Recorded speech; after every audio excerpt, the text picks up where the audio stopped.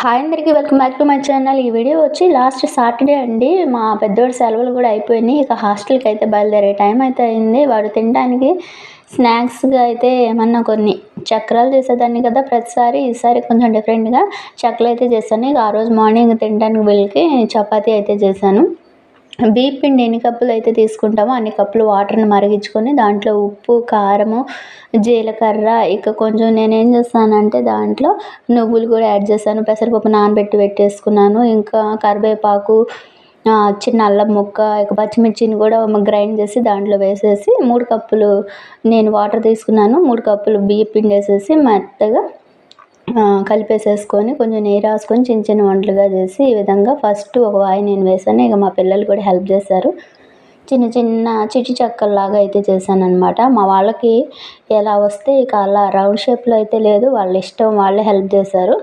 ఇక ఆ విధంగా భలే చేశాను. భలే ఉన్నాయన్నమాట క్రిస్పీగా.